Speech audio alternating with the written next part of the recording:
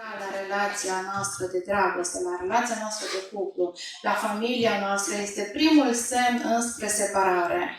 Înainte de a ne căsători, cu toții am încercat să ne impresionăm partenerul.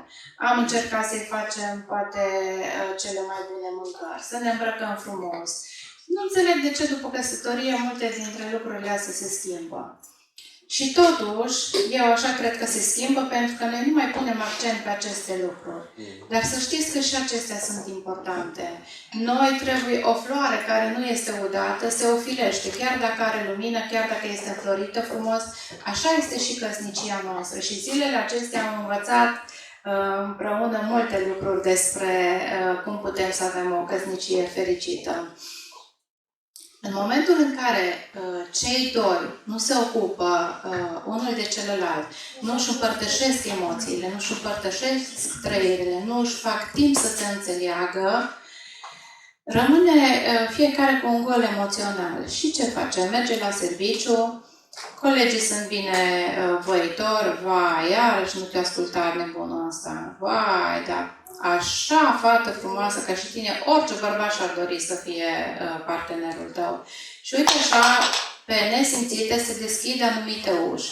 Bărbatul merge nervos de acasă, merge supărat, merge la serviciu, secretarea este foarte bine dispusă, este foarte aranjată. Nevasta săracă, după ce nu a dormit toată noaptea, a avut 3 copii mici, dimineața este super obosită. Și ce se întâmplă? La serviciu, bărbatul găsește un mediu liniștit, un mediu care îl înțelege, un mediu în care poate să fie cocoș. Și se deschid uși pe nesimțite și începe să se simtă bine. Da, astăzi m-a apreciat, astăzi merge acasă, numai tu nu mă înțelegi, numai tu mă crezi prostul satului, numai tu nu vezi că am ceva bun. Și uite așa, dragilor, apare separarea și apar problemele. Fiți foarte atenți la aceste prime semne. Acestea, de multe ori, noi le ignorăm, dar trebuie să avem grijă de familia noastră. Și o să spun acest trebuie de câte ori am ocazia. Este un must do. Nu este ceva opțional. Apoi, încă un pas periculos pentru căsnicie este stabilirea unor relații de sex opus nepotrivite. Adică soția să țină legătura cu cel mai bun prieten din copilărie, soțul să țină legătura cu cea mai bună colegă de bancă. Este ok până la un anumit punct, dar în momentul în care aceștia își schimbă intimități și rolurile se inversează, adică intimitățile trebuie schimbate în familie, în cuplu, nu cu ceilalți, nu cu prietenii, nu cu... Sigur că sunt limite, poți să povestești cu prietenii anumite lucruri, dar cele mai intime lucruri se discută doar în familie, doar între cei doi. Păstrați această intimitate, aveți grijă de ea, considerați-o ca pe un lucru prețios. Apoi, un alt lucru care duce la distrugerea căsniciei este că atunci când avem conflicte, cerem ajutorul persoanelor nepotrivite. Fiecare dintre noi este important să avem un prieten adevărat, o prietenă adevărată, o familie de încredere sau un lider spiritual care să-ți dea un sfat bun.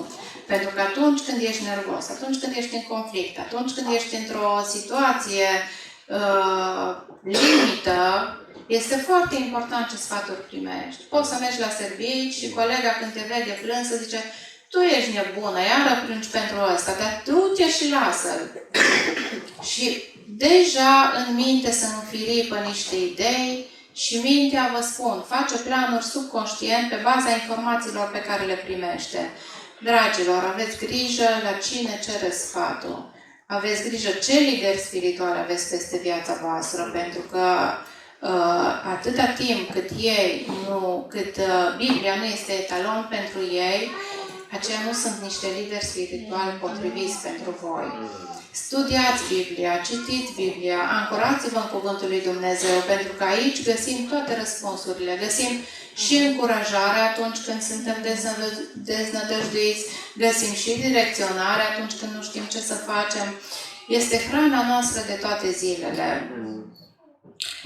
Apoi, un alt motiv care poate să ducă spre separare este neiertarea. Știți că e expresia te iert, dar nu te uit. Între noi să nu fie așa, dragilor.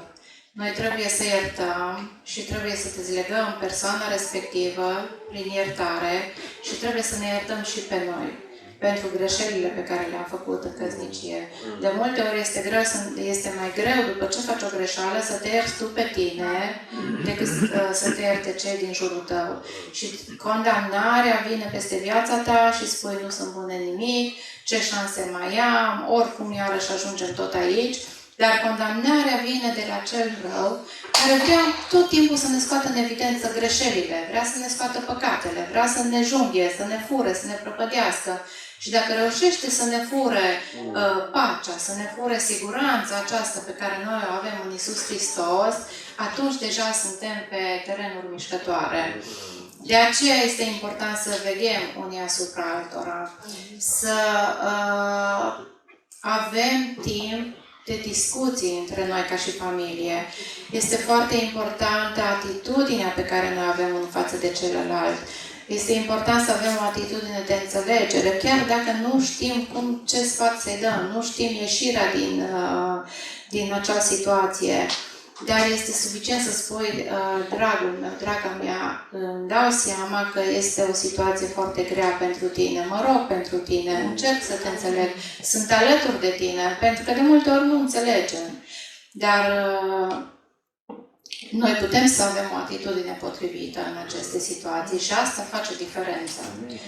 Insensibilitatea noastră față de problemele partenerului duce înspre răceală. Și noi trebuie să luptăm cu tot ce avem pentru a ne salva căsnicia. Tocmai pentru că familia este planul lui Dumnezeu și Dumnezeu a gândit ca familia să fie fericită, de aceea și cel rău vrea cu orice preț să o distrugă. Pentru că el este dușmanul numărul 1 al familiei. Dar noi avem ca aliat pe Domnul Iisus și prin El putem totul, pentru că El ne întărește. Avem cel mai tare aliat din univers. Chiar și atunci când nu pot, chiar și atunci când nu văd ieșirea, Domnul Iisus este acolo și este cu noi și ne ține de mână. Niciun conflict nu lasă indiferentă relația de cuplu. Dragilor, conflictele ne amprentează relația noastră și după un conflict, relația nu mai este aceeași. Poate să fie o distanțare, poate să fie o precauție, poate să fie niște limite, sau poate să fie o sudare și mai mare, poate să fie o încredere și mai mare, poate să fie o unitate și mai mare. De noi depinde ce decidem. Sigur că după o ceartă bună, după ce cei doi își spun tot istoricul în față de când s-au căsătorit, inclusiv despre părinții lor, este greu după aceea să mai mergi și să-ți ceri iertare. Știți cum e vorba, hai vorba înapoi. Este greu și să mai ai încredere în partener, dar, dragilor, credința este o încredere neclintită în lucrurile care nu se văd. Nimeni nu ne garantează că nu vom mai avea conflicte. Dar dacă noi nu avem credința că va fi bine, atunci deja am pierdut. Deja am pierdut ca și creștini această luptă. Este important să învățăm cum să gestionăm aceste conflicte ca să fie în favoarea căsniciei noastre, nu spre distrugerea ei. Este important să ne cunoaștem propria persoană, tocmai pentru a putea să ne stăpânim ieșirile emoționale, pentru a putea să știm cât de mult putem să mergem într-o discuție. Uneori, eu și soțul meu încheiem anumite discuții când simțim că începem să fim prea tensionați, pentru că este mai ușor să o lăsăm pentru a doua zi, când deja ne-am liniștit și deja putem să discutăm mai rațional. Este important să observăm aceste prime semne ale conflictului, pentru că în faza incipientă sunt mai ușor de rezolvat sau poate nici măcar nu se mai transformă într-un conflict. Știți cântarea aia că pe pământ avem o luptă. Da. Eu zic că chiar mai mult decât odată, dar cu Dumnezeu și cu Domnul Iisus suntem mai mult decât biruitori. Putem privi conflictele ca pe o provocare, ca pe un mod de a crește spiritual, însă, indiferent cum le privim, trebuie să încercăm să le rezolvăm cât mai repede. Este un pasaj în Biblie care spune: încearcă de te împacă cu pârâșul tău câte vreme ești pe drum, căci altfel te va da pe mâna temnicerilor și ajungi în închisoare. Iată cât de dezastruos final are un conflict. Poate avea un conflict. Exact așa și în căsnicie, un conflict poate avea un final dezastruos. Și conflictele se complică pas cu pas. Cu cât nu le rezolvi în faza incipientă, cu atât este mai greu de rezolvat apoi. Nu vi s-a întâmplat ca în familie să vă certați și să o lăsați așa cu zilele? Cu cât amâni, cu fiecare zi care trece, cu atât este mai greu de rezolvat. Pentru că ne închidem în noi, ne încrâncenăm, nu mai vrem să avem de-a face cu persoana respectivă și în mintea noastră deja încep să se facă anumite scenarii de viață negative care nu sunt înspre binele căsniciei noastre. Dicționarul român spune, una dintre definițiile conflictului, spune că este ciocnire de interese sau discuție violentă. Deci de la o ciocnire de interese poate avea loc o discuție violentă și un scandal în toată regula. Și de obicei, conflictele pornesc de la lucruri minore, nu neapărat de la lucruri majore, de la direcția familiei, de la așa. Uneori avem păreri diferite, alteori ne certăm că unul vrea la mare, altul vrea la munte în concediu și doar 2 săptămâni pe an și care cedează. Eu am cedat și anul trecut, am cedat și acum 2 ani, ar fi bine să mai cedezi și tu. Și atunci se intră la masa negocierilor, dragilor. Ne certăm datorită prietenilor, de multe ori datorită copiilor, de multe ori datorită părinților. Avem abordări diferite în ceea ce privește banii. Ne certăm datorită mâncării de multe ori. Eu nu vrea legume, altul vrea carne. Eu de obicei cu soțul meu am avut un drum așa până am ajuns la un consens la capitolul mâncare, în sensul că mie dimineața nu mi-e foame, el dimineața are masa cea mai bună și știu că așa este mai sănătos, dar pur și simplu nu-mi vine. Dar el mă înțelege pe mine că eu stau cu cafeaua în timp ce el mănâncă, stăm împreună și luăm micul dejun. Deci se pot face compromisuri, dragilor. Doar trebuie să vrem. Și una dintre caracteristicile importante ale conflictului este că e de neevitat câteodată. Va veni, se va produce, este o certitudine. Nu suntem scutiți de conflicte cât trăim pe acest pământ. Însă, putem să avem o abordare biblică asupra lor. Apoi, o altă caracteristică importantă a conflictelor de care vă rog și vă invit să țineți cont, trebuie să țineți cont, este că ele nu se rezolvă de la sine. De multe ori le lăsăm așa, lasă, ca fi bine. Până la urmă ea trece supărarea. Dar revin, pentru că noi nu am tratat rădăcina problemei. Noi nu am stat jos să discutăm ce te-a enervat așa de mult la atitudinea mea. De ce te-ai supărat așa de tare pe mine? Ce crezi că am greșit? E important să avem discuții sincere, pentru că astfel putem să le evităm data viitoare, cel puțin în domeniul respectiv. Dacă nu, la următoarea tensiune, din nou veți fi acolo. În căsnicia noastră, noi așa spunem că tare multe examene le-am dat de mai multe ori decât ar fi trebuit. Pentru că nu am învățat de prima dată ce trebuia să învățăm. Și iarăși ne-am certat, și iarăși ne-am certat, până când ne-am dat seama că este important să vedem care este cauza, de ce ne certăm, ce ne nemulțumește și să încercăm să nu ne mai atingem acele puncte sensibile, ci să le întărim. Să punem accentul pe punctele forte, nu pe punctele sensibile într-o căsnicie. Și o altă caracteristică este că conflictele se rezolvă cel mai bine în doi.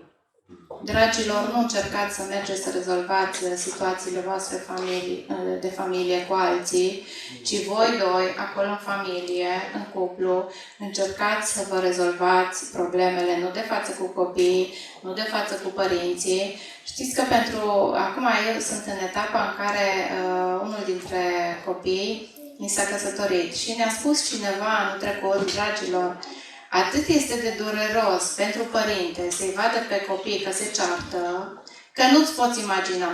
Și acum încep deja să îmi dau seama că într-adevăr așa este. Nu vă certați de față cu părinții, pentru că îi doare prea tare și pentru că ei vor fi părtinitori. Voi doi trebuie să vă găsiți și să vă reglați în familie modul de a vă rezolva și de a vă gestiona conflictele.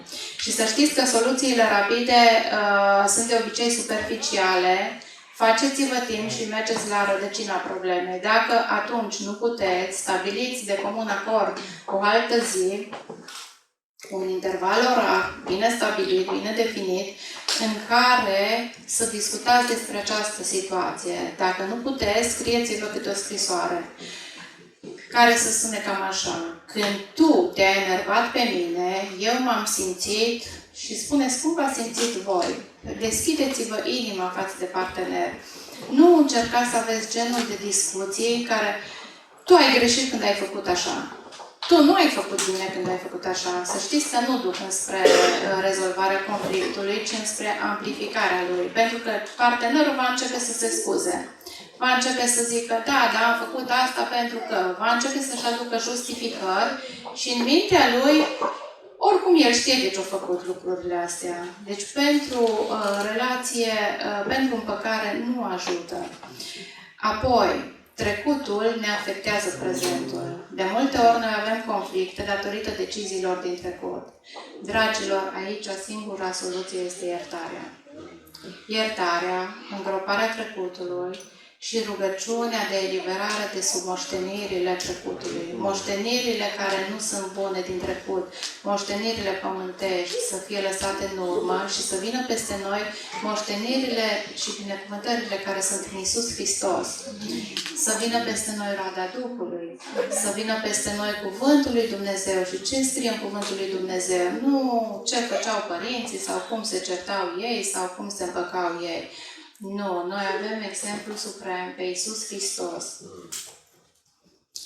Și întrebarea care se pune, totuși dacă suntem creștini, dacă îl iubim pe Dumnezeu, dacă avem normele moral creștine care sunt în Biblie, totuși de ce avem conflicte? Totuși de ce ne certăm? Totuși de ce nu putem uneori să ajungem la un consens? Și răspunsul îl găsim în Biblie, în Iacov 4:1, spune așa: de unde vin luptele și certurile între voi? Nu vin oare din poftele voastre, care se luptă în mădularele voastre?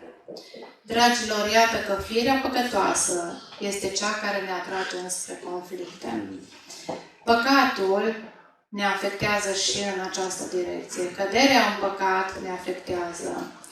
Eul nostru sensibil este cel care ne împinge spre conflicte. Asta așa vreau eu, nu vreau să fac cum vrea el. Așa vreau eu, că așa știu că e bine. Și atunci punem mai presus eul nostru decât familia și decât relația noastră. Căsnicia ne dă ocazia în fiecare zi să murim față de eul nostru. Să murim față de poftele noastre păcătoase. Dragilor, cei care se întâlnesc căsătoriți de multă vreme, poate că deja v-ați dat seama că căsnicia nu este despre mine, ci este despre ce sunt dispus sau dispusă să ofer partenerului. Mi-ar fi plăcut să-mi spune și mie cineva lucrurile acestea înainte de a mă căsători. Ce l-am spus?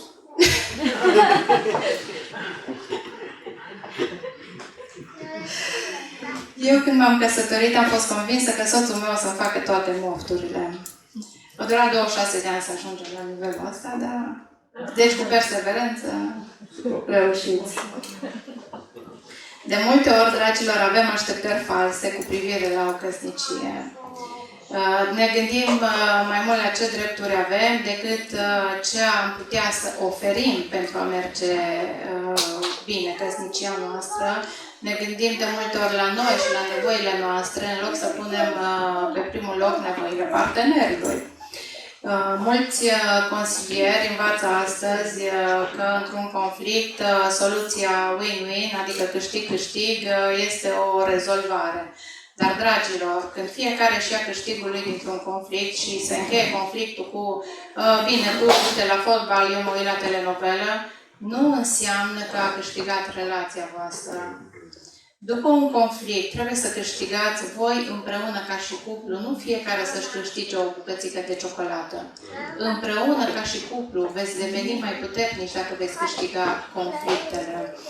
Căsnicia este o relație de legământ și legământul impune sacrificii. Sacrificii unul în favoarea celuilalt, dar sacrificii necontabilizate. Adică eu astăzi am pus micul dejun, mâine îl pui tu.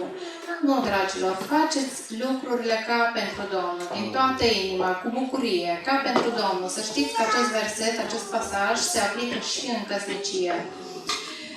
În legământ, scopul este ca să mor față de tine, față de controlul tău și să renunți să trăiești, să acționezi așa cum vrei tu, ci să acționezi împreună cu partenerul. Cum decideți împreună, este important să mergeți în aceeași direcție. Așa cum o căruță nu poate să meargă în două direcții deodată, că este rău, așa și o căsnicie. Când unul trage într-o parte și celălalt trage în cealaltă direcție, nimic bun nu poate să iasă de acolo pe termen lung. Uniți-vă, puneți-vă scopuri comune, puneți-vă targeturi comune, lucrați împreună, mergeți pe aceeași direcție. Nu faceți doar ce spune unul dintre parteneri, doar ce decide unul. Încercați să decideți împreună. Biblia ne învață să ne iubim unii pe alții cu o dragoste frățească. De multe ori în căsnicie nu avem nici măcar dragostea frățească. Sărăcesc, aveam un prieten care spunea că s-au docit sentimentele. Atât de mult s-au certat cei doi încât deja nu mai au chef nici să se certe. Sau s-au obișnuit atât de mult unul cu celălalt, femeia să grijească de copii și să facă de mâncare și soțul să meargă la lucru, încât nici măcar nu mai schimbă impresii. Ba mai mult când soțul îi întreba, de unde lucrează soția ta? Dar nu lucrează, e acasă. Serios, cu 4-5 copii nu lucrează soția. Că poate ar prefera să meargă 8 ore la lucru și să rămână partenerul măcar o zi, două cu copiii, să vadă cam ce înseamnă nu lucrează pentru o femeie. Și culmea, seara pe când vine soțul acasă, jucăriile sunt tot împrăștiate, masa e tot plină cu miez, pentru că tocmai au mâncat copiii sau tocmai au împrăștiat jucăriile, chiar dacă le sunt 10 ore în ziua respectivă. Se pot naște conflicte, vegheați la lucrurile acestea. Sunt chestii mecanice pe care noi trebuie să le facem. Abțineți-vă 5 minute înainte de a exploda și vedeți dacă mai explodați sau nu. Biblia iarăși ne încurajează, spune în Ioan 15:13, că nu este mai mare dragoste decât să-și dea cineva viața pentru prietenii săi. Dragilor, asta este atitudinea pe care trebuie să o avem și în căsnicie. Îmi iubesc soțul și sunt dispusă să-mi dau viața pentru el. Sunt dispusă să sacrific oricât pentru el. Și invers.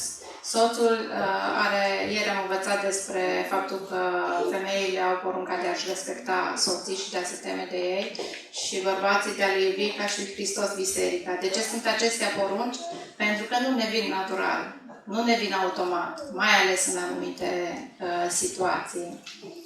Un alt motiv pentru care ajungem în față de conflict este faptul că nu avem curajul să spunem adevărul uneori. Mascăm adevărul. Poate de multe ori ați auzit expresia și lasă să fie pace, lasă să fie bine. De multe ori reușim să facem așa o pace și un bine doar de fațadă, dar de desubt emoțiile clocotesc și ne scutură că abia putem să le ținem asamblate în interiorul nostru. Dragilor, fiți sinceri unul cu celălalt și încercați să vă înțelegeți unul pe celălalt. Încercați să înțelegeți de ce unul reacționează așa în anumite situații.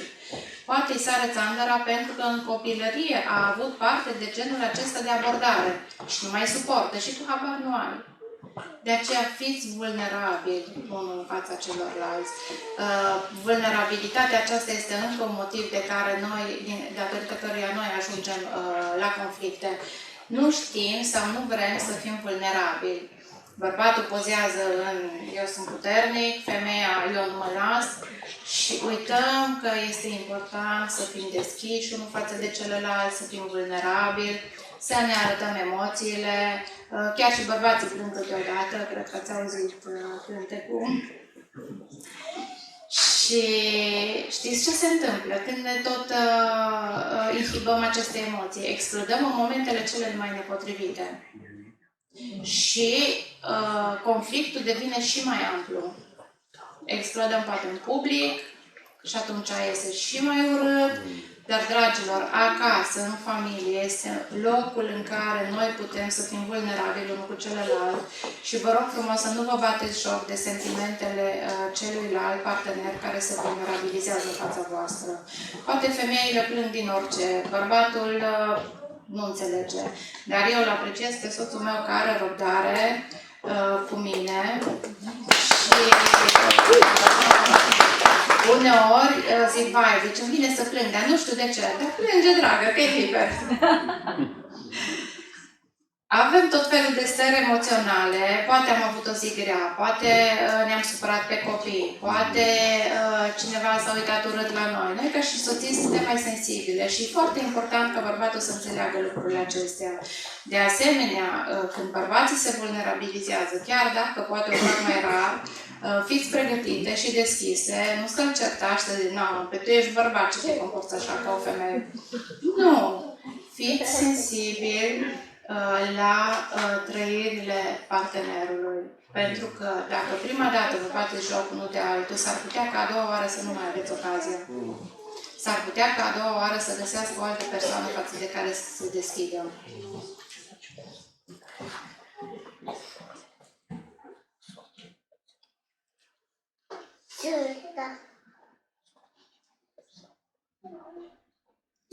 Aici aș vrea să mai spun un lucru. Biblia spune, mâniați-vă, dar nu păcătuiți. Mânia este o emoție. Noi de multe ori ne mâniem, ne supărăm, ne enervăm, dar care este granița între mânie și păcat? Aici trebuie să fim atenți fiecare. Că unul poate se supără și nu zice nimic, dar mintea lui atâtea spune. Dragilor, Dumnezeu este sus în cer și chiar dacă soția, soțul nu aude gândurile Dumnezeu, să știți că le vede și le aude și Dumnezeu se uită la inima noastră. Nu la ce noi, ca și oameni, ne uităm la exterior, ne uităm la ce vedem, dar Dumnezeu se uită la inima noastră. Și e foarte important să avem grijă. Biblia spune să nu apună soarele peste mânia voastră, exact așa cum am spus mai înainte. Cu cât amânăm rezolvarea unui conflict, cu atât mai greu ne va fi să îl rezolvăm. Mânia nu este neapărat păcătoasă, însă poate deveni sau se poate exprima prin comportamente păcătoase. În momentul în care mânia te duce la o lipsă de control, de autocontrol, poți să reacționezi într-un mod total nepotrivit. Așadar, să încercăm să ne controlăm emoțiile, să încercăm să fim vulnerabili în familie, în mediul nostru interior și să încercăm să nu lăsăm, să nu ținem mânie sau dezamăgire sau frustrare sau alte emoții negative în corp, deoarece specialiștii au descoperit că aceste emoții negative se transformă în boli, se stochează în organism și se transformă în boli. Și nu știi de ce te trezești cu o boală sau cu un diabet sau cu așa. Acum deja medicul spune, el te întreabă, te-ai stresat, te-a supărat ceva, te-a deranjat ceva, a avut un eveniment tragic în familia ta. Pentru că știința deja a ajuns destul de înaintată și poate să facă corelația între trăirile noastre și bolile noastre. Așadar, dragilor, așa cum ne îndeamnă Biblia, împăcați-vă cât de curând puteți, Nu lăsați să apună soarele peste mânia voastră. Dumnezeu nu decizia voastră de cuplu. De multe ori am folosit această expresie și am să mai folosesc. Ierbicidul distruge o plantă în floare. Ierbicidul distruge o grădină în floare. Ierbicidul poate să distrugă un pom cu fructe. Critica are același efect asupra căsniciei. De fiecare dată când faci așa, asta este genul de expresii care sunt folosite la critici. Tu niciodată nu mă înțelegi. Deși poate că nu e chiar niciodată. Tu de fiecare dată întârzi. Tu nu ești mulțumit niciodată. Și e suficient să vină cineva după tine și să mute paharele cum le-ai aranjat tu, să le pună altfel. Deja în mintea ta, iară nu a fost bine cum le-am pus eu. Iarăși, data viitoare încerci să le aranjezi așa și iară vine și le mută. Nu, nici acum nu e bine. Deci sunt niște chestii mărunte care sunt ca și picătura chinezească. Când se adună, omul nu mai face față. Sau încercați să nu vă criticați toată ziua unul pe altul. Iarăși ai pus sare pe mâncare. Iarăși întârzi. Sau ce mizerie ai lăsat în mașină. Dragilor, suntem oameni. Haideți să ne îngăduim unii pe alții. Nu știu, am văzut niște zâmbete la anumite afirmații și ieri și astăzi. Cred că am atins niște puncte sensibile. Și cred că și gătuita asta ai o limbi personal. Așa este, însă în momentul în care noi avem abordare doar de critică, atunci asta nu duce înspre bine. Pentru că poți să critici un copil toată ziua, că deja se obișnuiește cu critica și devine insensibil. Dar în momentul în care noi rostim cuvintele credinței peste copiii noștri, peste relația noastră, chiar dacă vedem că nu toate lucrurile merg cum ar trebui, deja în mintea noastră își face loc sămânța de speranță. Își face loc în mintea noastră sămânța că va fi bine. Dar în momentul în care o persoană este doar criticată toată ziua, eu nu discut acum despre faptul că s-a întâmplat odată sau de 2 ori sau așa. Vorbesc despre critică ca un mod de viață. Și asta nu ajută în rezolvarea conflictelor. Pentru că este atac direct asupra personalității și a caracterului partenerului. Noi putem să criticăm 100 și 1000 de ani o persoană, că dacă ea nu este conștientă de faptul că trebuie să se schimbe, nu se va schimba, ci doar se va strica relația. Apoi, un alt mod greșit de a aborda conflictele este defensiva. Și aici nimeni nu-și asumă greșeala sau își asumă, da, știu că este vină de fiecare dată. Se termină de obicei cu plâns sau cu decizii total nepotrivite sau cu decizii, hai să vedem ce mai putem salva chiar dacă ne despărțim, măcar să rămânem prieteni. Dragilor, asta nu este abordarea biblică asupra conflictelor. O căsnicie nu este formată doar din 2 persoane, ci este formată și din relația dintre ei. Dacă relația dintre ei, la care și soțul și soția lucrează, este bună, atunci ei vor fi bine împreună. Și atitudinea defensivă nu rezolvă conflictul, face doar de fațadă o pace falsă, dar în interiorul nostru rămânem cu supărare, rămânem cu nemulțumire, rămânem cu dezamăgire și când prea multe dezamăgiri se adună, este foarte greu să mai vedem că se poate face, că poate ieși ceva bun de acolo. Un alt lucru pe care noi îl facem greșit atunci când avem conflicte este faptul că atitudinea noastră este încărcată și cu dispreț. Vorbele noastre sunt încărcate și cu dispreț, cu ură. Punem în vorbele noastre toată supărarea acumulată de-a lungul căsniciei și o scoatem pe gură atunci. Ne amintim tot istoricul și la nervi este foarte ușor să ne rănim unii pe alții. Și cine știe cel mai bine punctele vulnerabile ale partenerului decât celălalt partener. E foarte ușor să ne rănim acolo unde doare cel mai tare. Dar e și foarte greu să ne revenim când suntem răniți de partener acolo unde ne doare cel mai tare. Așadar, nu folosiți disprețul atunci când aveți conflicte. Încercați să discutați cât mai cerebral, să zic așa, să gândiți cu mintea, să nu vă lăsați conduși de emoții. Un alt mod greșit de a aborda sau de a rezolva conflictele este retragerea sau împietrirea. Aici, de obicei, soții nu mai văd nicio speranță. Această căsnicie este fără speranță, nu mai fac nimic, nu mai sunt dispusă nici să mă deschid față de tine, nici să mai fiu sinceră față de tine, nici să mai lupt pentru căsnicia asta.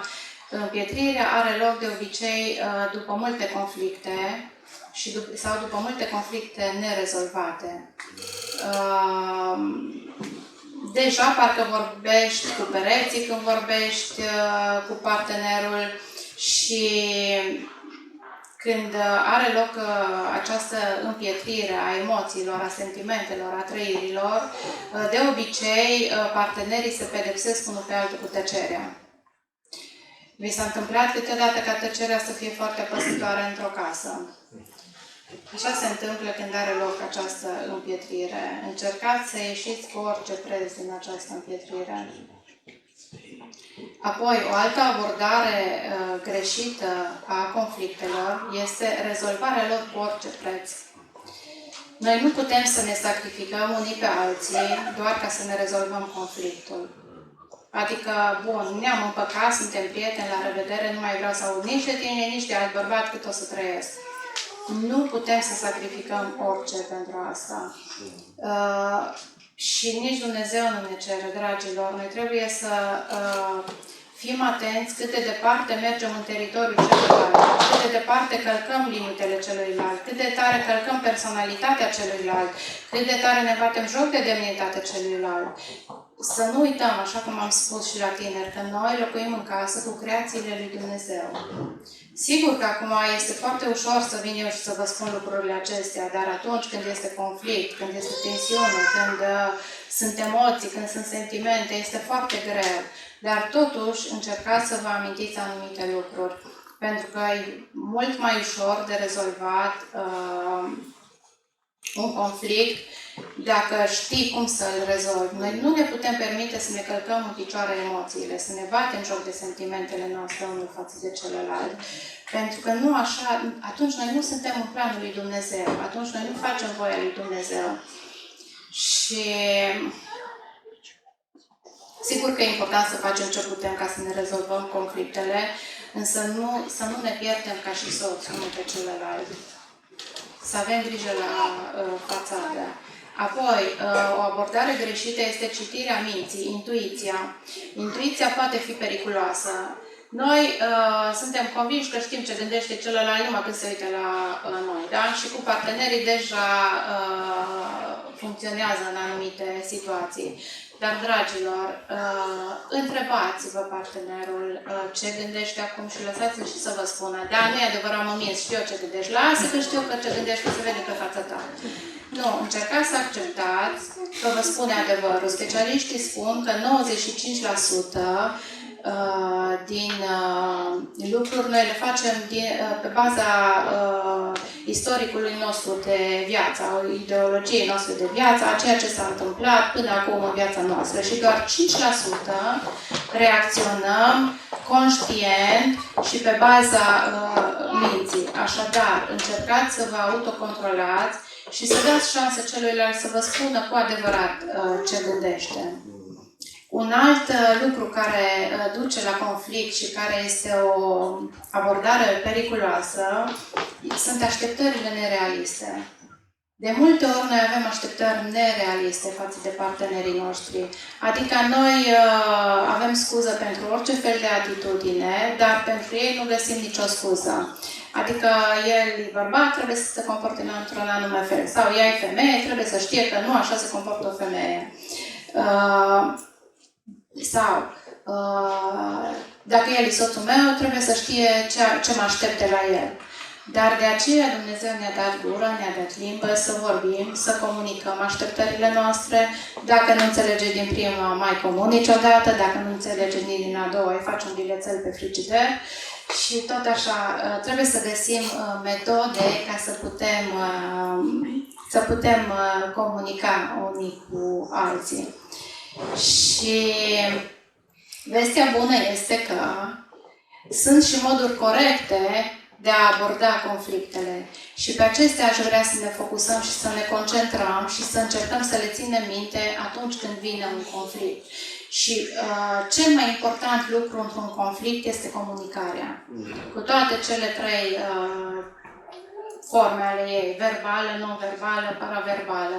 Pentru că noi de multe ori nu spunem nimic, dar transmitem. Sau de multe ori, prin vocea noastră, te-am iertat. Nu ai transmis iertare nici într-un caz. Ai transmis toate emoțiile din interior. Foarte important este ca cei doi să aibă abilitatea de a gestiona această discuție contradictorie, să nu se transforme în conflict. Cu gingășie, cu răbdare sau, dacă nu reușesc amândoi, măcar unul dintre ei, pentru că, vă spun eu, se detensionează situația. Când unul dintre soți reușește totuși să aibă un comportament adecvat sau un ton potrivit, deja se detensionează puțin situația. Comunicarea într-un conflict trebuie să fie ziditoare, nu destructivă, pentru că noi cu gura noastră putem să adâncim conflictul sau putem să îl micșorăm. Știți că e vorba aia cu dreptatea mor de foame. Dragilor, într-un conflict nu trebuie să dreptatea noastră să primeze pentru a ne pierde relația cu partenerul și familia. Am văzut atâtea femei singure care aveau dreptate, dar pur și simplu conflictele au fost așa de multe și s-au adunat atât de multe încât partenerul s-a săturat să trăiască cu o femeie sfântă. Sau invers. Așadar, este important să avem grijă modul în care noi ne expunem părerile într-un conflict și cât de mult mergem în a ne susține punctul de vedere. Fiți sensibili încotro se îndreaptă discuția, fiți sensibili cât poate să ducă partenerul. Puteți să reluați discuția a doua zi, dar este important să conștientizăm și să verbalizăm și să expunem partenerului lucrurile care ne deranjează pentru a nu mai fi și a doua oară o problemă de conflict. Oricum, până la finalul vieții, noi tot ne schimbăm, tot ne încercăm să ne comportăm cât mai adecvat unul cu celălalt. Căsnicia ia forme diferite de-a lungul vieții. La început poate e mai dinamică, după aceea începe să se mai înșeze, fiecare dintre parteneri știe cam la ce să se aștepte. După aceea vine un alt sezon de toamnă, de iarnă, când chiar se așează lucrurile, te liniștești, te bucuri de tot ce ai realizat până atunci. Și este important ca ambii parteneri să conlucreze și să aibă un limbaj adecvat, plin de respect. Noi am discutat aseară puțin și de respect. Apoi, o atitudine potrivită în rezolvarea conflictelor este apropierea dintre cei doi și conexiunea emoțională. Noi, ca și oameni, suntem creați cu emoții. Suntem creați așa pentru că Dumnezeu a considerat că așa este mai bine. Haideți să încercăm să ne cunoaștem și emoțional unul pe celălalt, să încercăm să avem gesturi de tandrețe. În momentul în care un partener are gesturi de tandrețe față de celălalt și celălalt răspunde, deja s-a format o conexiune emoțională între cei doi. Noi nu ne dăm seama, dar specialiștii au descoperit că așa funcționează conexiunile între cei doi. Când unul dintre parteneri are gesturi tandre și celălalt nu reacționează, deja acolo se face o ruptură. Noi nu le vedem, dar astăzi așa, mâine așa, apoi mâine așa, le simțim. Așadar, încercați să aveți gesturi de afecțiune, să răspundeți cu afecțiune acestor gesturi, să le creați în mod intenționat. Așa cum am mai spus înainte de căsătorie, suntem foarte atenți la aceste gesturi. După căsătorie, trebuie să ne le reamintim și să le facem în mod intenționat, pentru că acestea duc la apropierea dintre cei doi. Apoi, un alt mod corect de a aborda conflictele sunt discuțiile constructive și sincere. Uneori suntem prea încrâncenați, prea tensionați și discuțiile constructive sunt foarte greu de realizat. Suntem prea dornici să ne susținem dreptatea noastră, dar, dragilor, așa cum am mai spus, într-o căsnicie nu este vorba despre dreptatea mea sau despre dreptatea ta, ci noi amândoi trebuie să câștigăm împreună dreptatea noastră. Un zâmbet, o îmbrățișare, așa cum am mai spus, uneori chiar o amânare a discuției până se mai liniștesc emoțiile, pot duce la o conversație mai liniștită. Sigur că poate credeți că astea sunt filme, dar să știți că noi am încercat să le punem în practică în viața noastră. Nu totdeauna ne-au ieșit, dar încă mai muncim la asta. Puteți să faceți compromisuri bune unul cu celălalt, în sensul că nu trebuie să rezolvați toate problemele dintr-o discuție. Așa cum nici la masă nu putem să mâncăm toate felurile deodată sau la o nuntă. Le mâncăm pe rând, mai povestim, mai avem timp, mai așa. Faceți compromisuri fiecare și nu doar unul. Este important ca ambii parteneri să facă compromisuri. Dacă doar unul este îngăduitor, dacă doar unul are răbdare, dacă doar unul este cel care iartă, va fi foarte greu de dus acea căsnicie, pentru că unul dintre ei va fi victima tot timpul. Și Dumnezeu nu așa a gândit căsnicia, ca unul dintre cei doi să fie doar victimă. Un alt mod de abordare corectă a conflictelor este să decideți împreună, așa cum am mai spus. Doar voi doi, nu terțe persoane. Sigur că sunt situații în care poate aveți nevoie de un sfat, de un ajutor. Găsiți-vă un lider care prin viața lui să reflecte Cuvântul lui Dumnezeu și trăirile din Cuvântul lui Dumnezeu. Dumnezeu ne-a dat liberul arbitru ca să decidem fiecare, dar într-o căsnicie este important să decidem împreună și să mergem în aceeași direcție.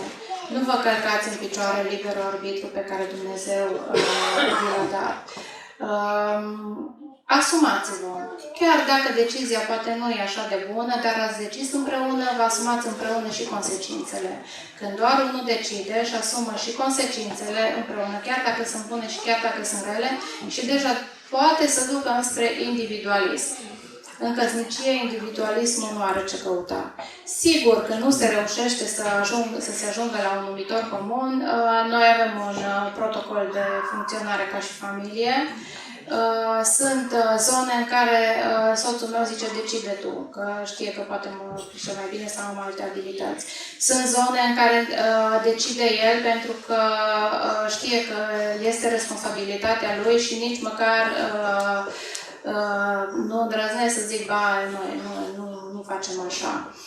Dar sunt și situații în care avem păreri diferite și ni le susținem, însă atunci soțul meu ia ultima decizie și în timp vedem dacă a fost o decizie bună sau nu. Dar eu cred că Dumnezeu are această abilitate de a schimba lucrurile în favoarea noastră. Spune că toate lucrurile lucrează împreună spre binele celor ce iubesc pe Dumnezeu. Soții noștri nu sunt perfecți și nu întotdeauna iau cele mai perfecte decizii din punctul nostru de vedere. Dar haideți să le dăm oportunitatea să decide și să le dăm oportunitatea și să ne asumăm împreună rezultatul deciziilor, deoarece asta va suda foarte mult relația. Nu să comentăm și să zicem, n-ai decis bine, ți-am spus eu că nu așa, dar ți-am spus. Și să fim cicăritoare și să criticăm și să tot scoatem în evidență punctele slabe. Pentru că atunci va fi foarte greu data viitoare să decidă bine și corect. Poate va decide din nou prost. Noi avem un rol foarte important în căsnicie de a ne susține soții și de a fi un ajutor potrivit pentru ei, dar despre asta deja am discutat aseară. Un alt mod corect de abordare a relației este să vă modelați unul după celălalt. Într-o căsnicie în care cei doi se lasă influențați unul de celălalt, în care cei doi se mulează unul după celălalt, începe să aibă loc o sudură acolo, o conexiune, o lipire. Cei doi încep să devină una. Nu eu cu ale mele și tu cu ale tale. Nu. Noi împreună trebuie să ne modelăm unul după celălalt. Apoi, este foarte important ca noi să ne respectăm unii pe alții în viața de zi cu zi. Dacă noi în viața de zi cu zi nu ne respectăm, atunci când apare un conflict, atunci sigur nu ne mai respectăm. Dar dacă respectul este un mod de viață pentru noi, atunci când vine conflictul, s-ar putea să vorbim tot cu respect. Și chiar vă încurajez să vorbiți cu respect unii față de ceilalți. Un alt lucru important într-o căsnicie pentru a evita conflictele și pentru a aborda corecte este a lua inițiativa în relație. Acționează în modul potrivit pentru a stinge conflictul. Noi, în funcție de modul în care noi acționăm, putem să amplificăm conflictul sau putem să-l micșorăm. Exact ca și un foc. Dacă tot îl alimentezi cu paie, cu lemne, normal că va crește. Încercați să nu alimentați conflictul, ci, așa cum spune versetul din Romani, întrucât atârnă de voi să trăiți în pace cu oricine. Cu oricine înseamnă chiar și partenerul de viață. Și